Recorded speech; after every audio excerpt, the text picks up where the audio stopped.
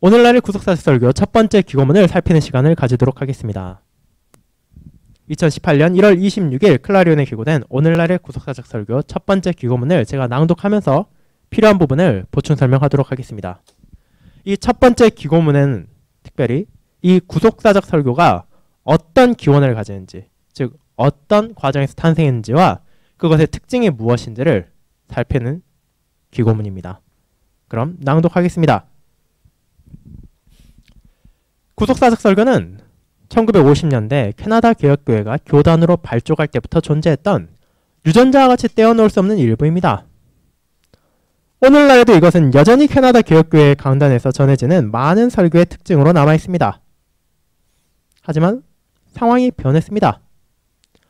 교회의 회원들, 특별히 젊은 세대에서는 이전 세대에 비해 구속사적 설교의 개념에 대한 이해가 부족한 것이 현실입니다. 그리고 설교자들은 구속사적 접근을 한다는 것이 그의 설교가 항상 잘 받아들여진다는 보증이 아니라는 것을 깨닫게 되었습니다.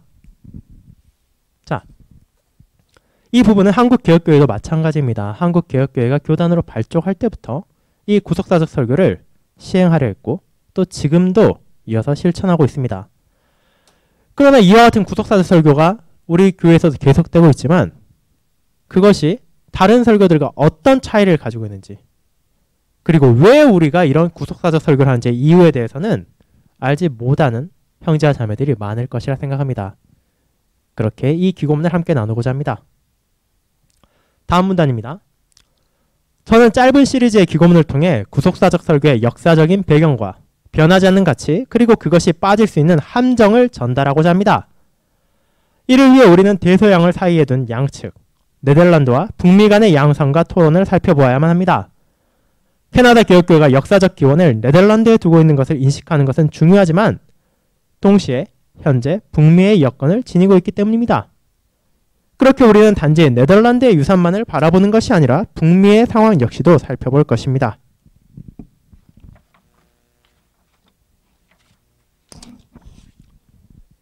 무엇이 구속사적 설교입니까? 먼저 우리의 주제에 대해 정의하며 시작해 보도록 합시다. 무엇이 구속사적 설교입니까?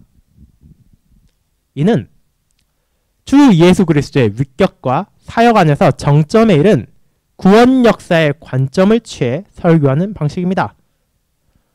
다르게 말하자면 이는 자신의 백성을 위한 하나님의 구원 계획과 어떻게 그것을 약속하셨는지, 어떻게 자신의 계획을 시행하시는지, 어떻게 마귀와 그의 추종자들로부터 오는 저항을 이겨내셨는지, 어떻게 다양한 역사의 단계를 거쳐 예수 그리스도의 죽음과 부활에서 그 정점을 맞이하도록 인도하셨는지, 그리고 어떻게 주 예수 그리스도의 재림과 함께 온전히 성취될 그분의 구원의 계획을 위해 지금도 역사하고 계시는지에 초점을 맞추는 것입니다.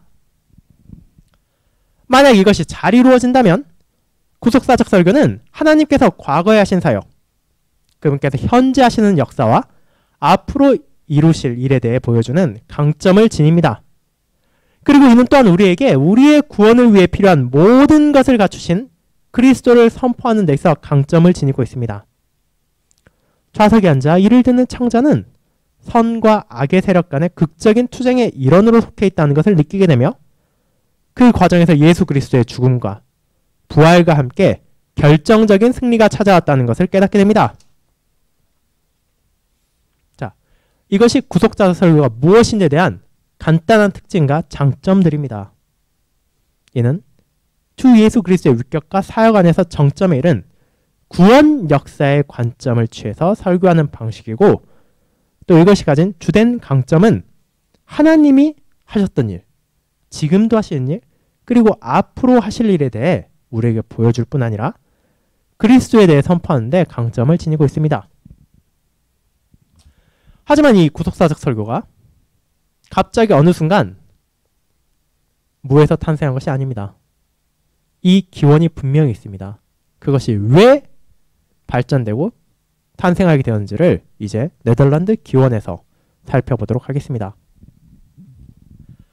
먼저 우리는 어떻게 구속사적 설교가 1930년대 후반과 1940년대 초반 네덜란드 개혁교회에서 생겨나는 움직임을 보이게 되었는지를 고려할 필요가 있습니다. 그것은 당시 일반적으로 통용되던 설교 방식에 대한 다양한 반응 가운데 하나였습니다. 클라스 스킬더 박사와 베네 호레다와 같은 사람들은 목사들이 성경 본문을 설교하는 방식, 특별히 구약에 대한 부분을 비판했습니다. 호레다는 그가 인정하지 않은 방식의 설교에 이름을 붙여 이어질 토론을 구체화했습니다. 그는 그것을 모범적 설교라 불렀습니다. 자, 이 구속사적 설교가 얼마나 된 역사를 가졌습니까? 100년이 되지 않습니다. 이 구속사적 설교라는 설교에 대한 접근 방식과 또 설교법은 1930년대 후반과 40년대에 생겨난 것입니다. 물론 그 이전에도 이와 같은 관점을 가지고 설교한 사람들이 없던 것은 아니지만 이와 같은 설교법, 설교에 대한 접근 방식으로 정립된 것은 1930년대 후반과 40년대 초반이라는 것입니다.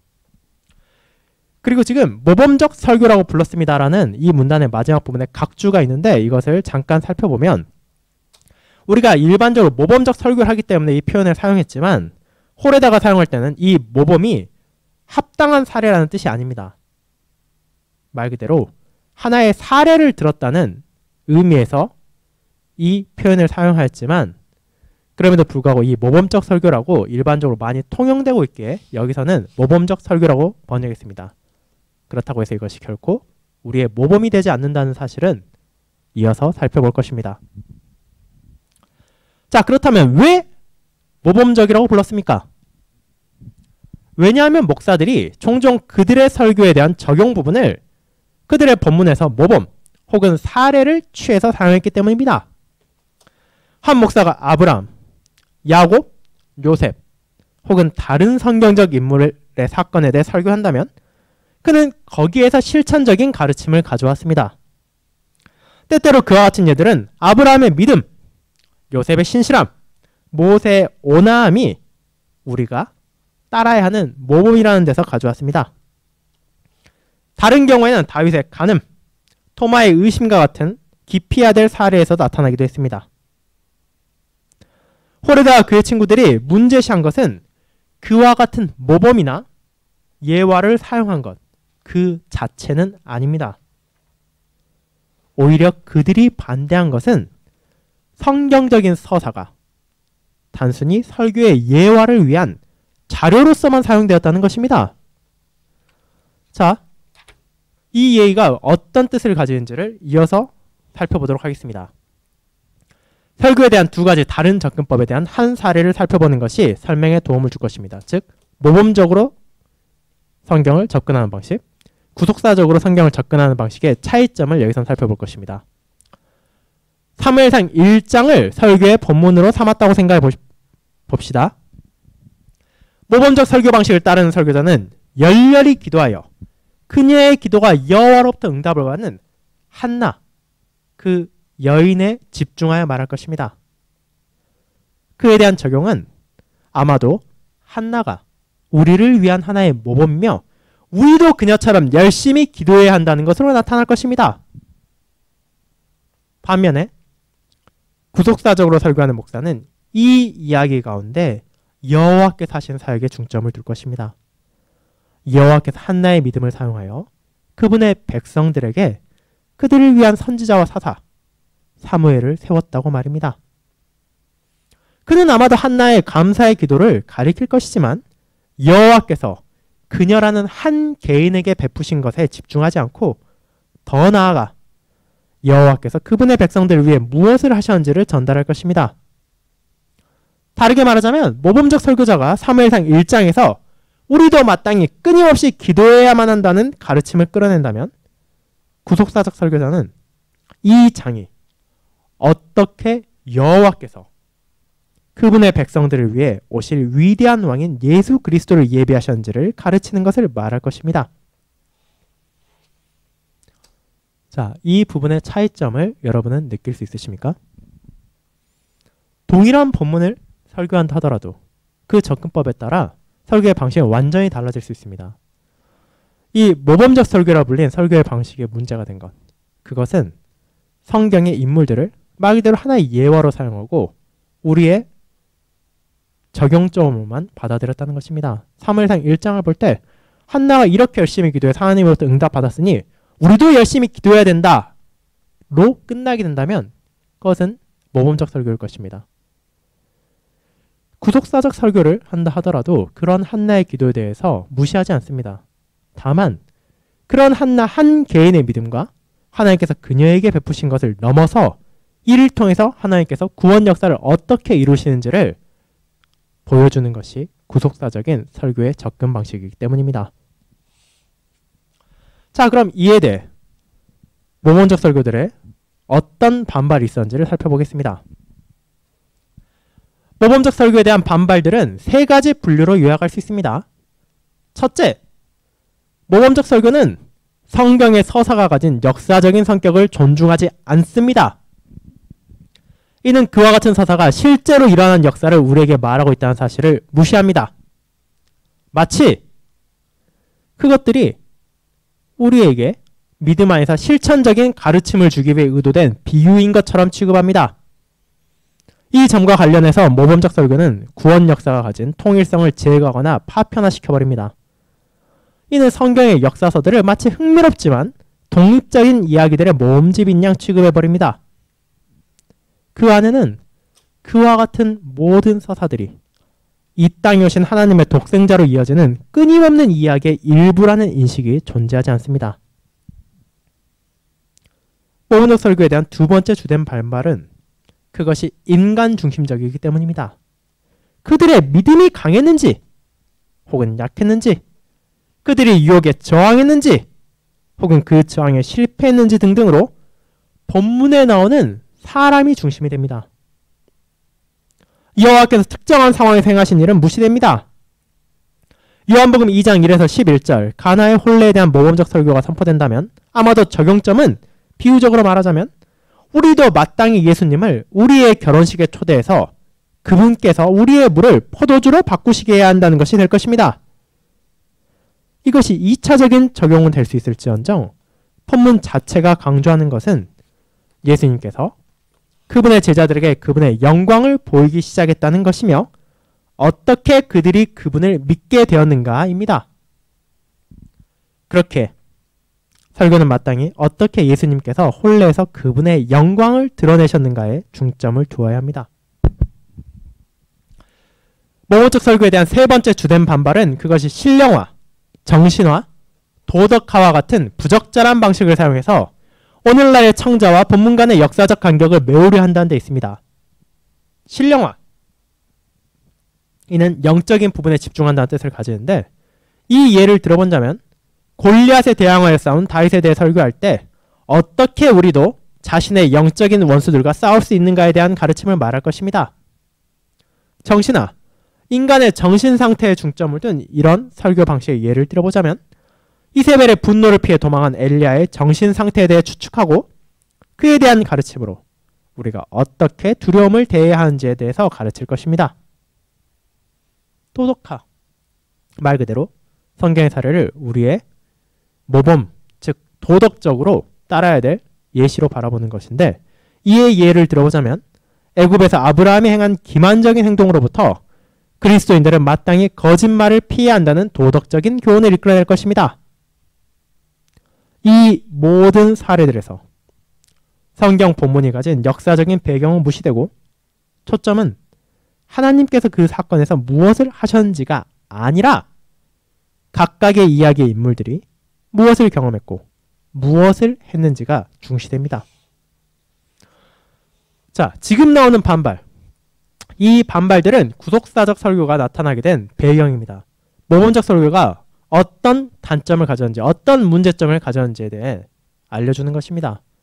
첫 번째로 그것은 성경이 역사적인 성격, 즉 그리스도를 정점으로 하는 하나님의 구속사역에 대한 긴 역사, 끊어지지 않는 이야기들의 일부라는 것을 망각하고 각각의 이야기들을 쪼개서 그것들이 자체적으로 완결되는 것처럼, 그리고 실제 있었다기보단 우리에게 가르침을 주기 위해 주어진 비유인 것처럼 사용했다는 것입니다.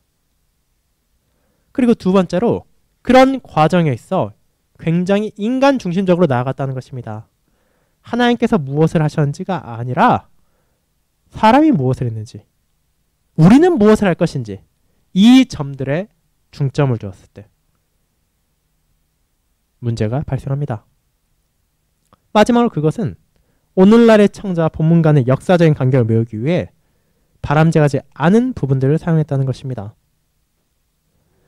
우리가 도대체 무엇을 해야 되고 우리가 어떻게 따라할 것인지에 집중하면서 그리스도의 사역은 무시되고 하나님의 구속 역사가 망각됩니다.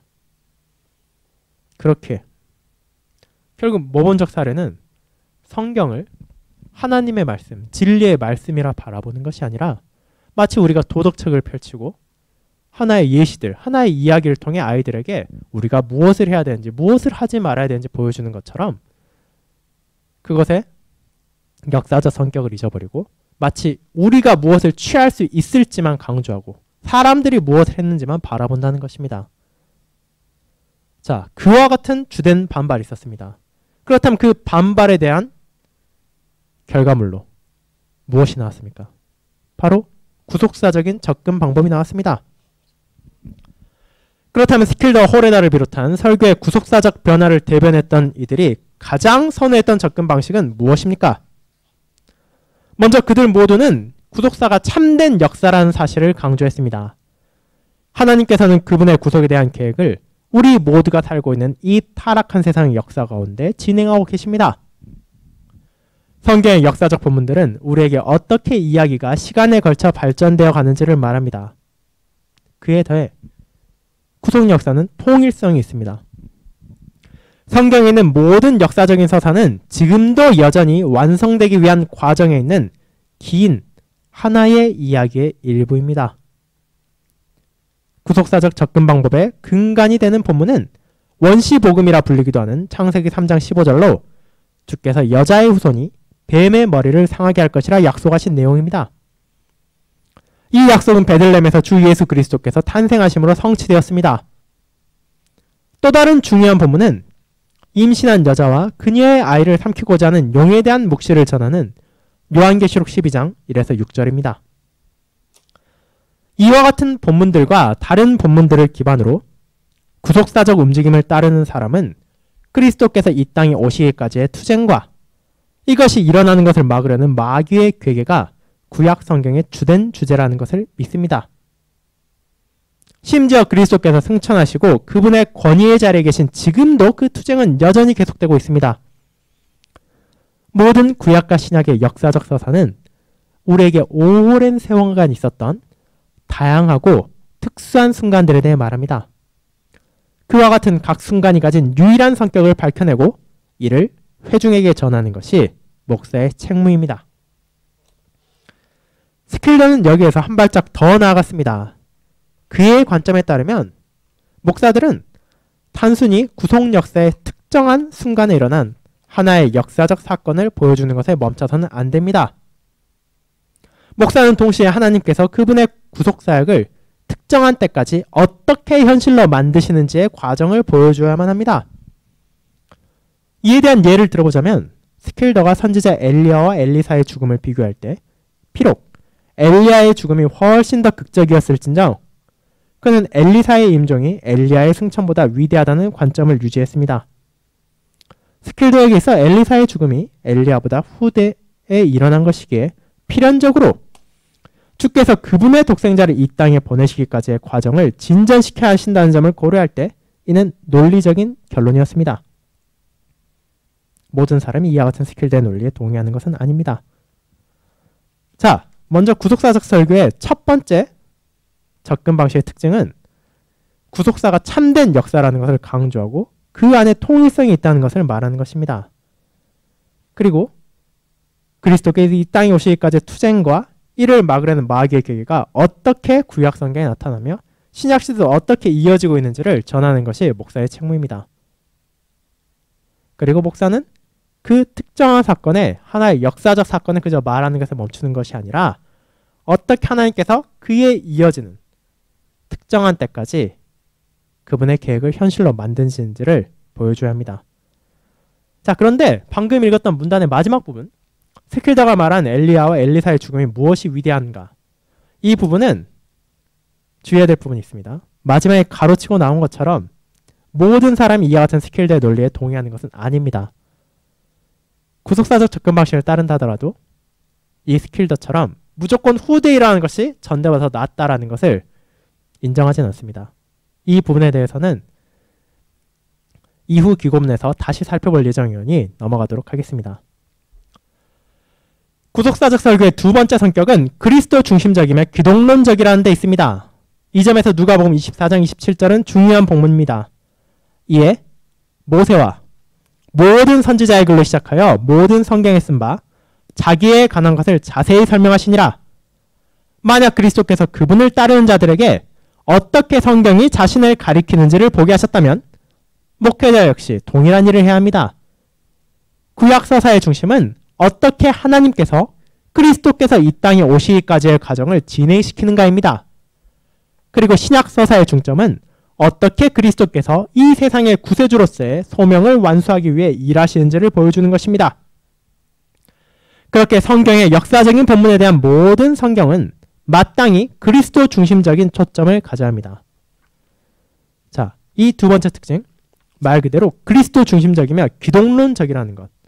이것은 구약 성경에서도 신약 성경에서도 우리는 그리스도를 바라볼 수 있게 된다는 것입니다.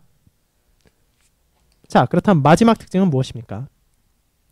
세 번째로 구속사적 설교자는 그 역사적 서사에서 나타난 백성들의 역할을 살펴보기 위한 특정한 접근법을 가지고 있습니다. 가장 중요한 질문은 이야기 가운데 나타나는 사람들이 무엇을 경험했는지나 그들의 경험에 대해 어떻게 느꼈는지가 아닙니다. 정말로 중요한 질문은 하나님께서 그리스도 안에서 끊임없이 역사하시는 관점으로부터 긍정적이건 부정적이건 그들이 수행한 역할이 무엇인지에 대한 것입니다. 예를 들어보자면 아브람과 멜기세덱의 만남에 대한 설교에서 스킬더는 우리가 아브람을 바라볼 때 한 인물에 초점을 맞추거나 아브람의 믿음에 대해 판독하려 해서는 안 된다고 말합니다. 그 대신 우리가 정말로 중점을 두어야 하는 것은 모든 신자의 아버지로서의 그의 소명입니다. 그 질문은 다음과 같이 나아갑니다. 아브람이 신실하게 모든 신자의 아버지로서 자신보다 뛰어난 인물인 멜기세덱을 인정했습니까? 네. 그는 신실했으며 그리스도인으로서 신자인 우리들도 그의 모범을 따라 우리의 위대한 대제사장이신 예수 그리스도께 순종해야 합니다. 스킬더를 따라 구속사적 설교자들은 신자의 세 직분, 선지자, 제사장, 왕을 적용 부분에서 사용하기를 선호합니다. 그와 같은 방식은 그들로 하여금 명백한 모범적 적용을 피할 수 있게 하며 동시에 성경적 인물들의 소명에 대한 순종이나 불순종으로부터 실천적인 예시를 이끌어낼 수 있습니다. 다음 기고문에서 우리는 구속사적 설교 동향이 어떻게 발전했는지와 그것이 후일 어떻게 평가받았는지를 살펴볼 것입니다. 자, 마지막 특징. 우리가 모범적 사례를 들지 않고 어떻게 성경에 나타난 신자들의 모습을 바라볼 수 있는가에 대해 구속사적 설교 방식은 백성들의 역할을 바라봅니다. 그들이 받은 소명이 무엇인지, 그 소명에 어떻게 응답했는지를 통해서 오늘날에도 동일한 소명을 받은 신자들에게 그들의 삶이 어떤 식으로 나타내는지를 알려주는 것입니다. 즉, 한 개인에 집중하지 않으면서도 그를 통해 신자들이 하나님의 은혜, 하나님의 약속, 하나님의 소명에 어떻게 반응해야 마땅한 것인지를 알려주는 것입니다. 자, 조금 빠르게 읽었지만 여기까지가 첫 번째 기고문입니다.